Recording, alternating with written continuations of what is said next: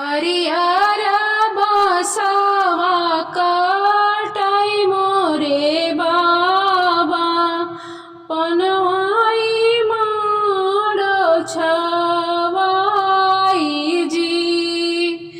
हरिहर बसवा काटाई मोरे बाबा, अंगना में माड़वा छवाई जी। से मड़वे बैठेला भैया कवन भैया, ताके बहिनिया के राह जी। से मड़वे बैठेला भैया कवन भैया, ताके बहिनिया के राह जी।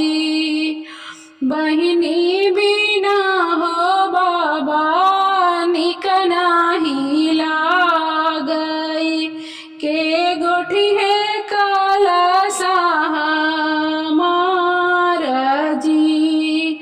बहिनी बिना हो बाबा निक नाही लागे, के गोठी है कलसा हमार जी। दुआरे से उठला भैया कवन राम, सुन धनाया रज हमार जी। सुन धनाया रज हमार जी। आवती बाटी मोरी लहुरी बहिनिया, गर्भ बोलिह जनि सुनाहु जी। आवती बाटी मोरी लहुरी बहिनिया, गर्भ बोली जनि सुनाहु जी।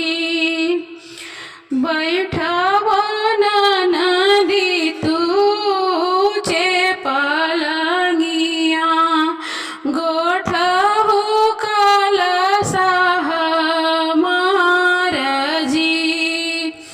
बैठहु नदी तू चे पलंगिया, गोठहु कलसा हमार जी।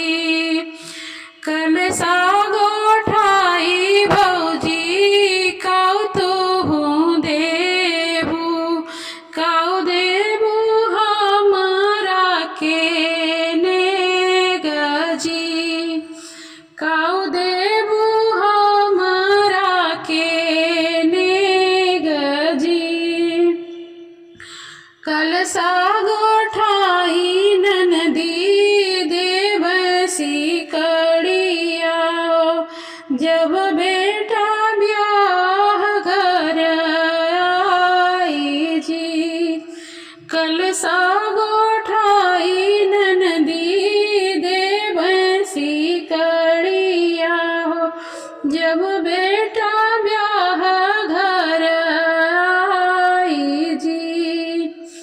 बेटा बियाही गरवाई गए भौजी, अब दे दाने गवा हमार जी।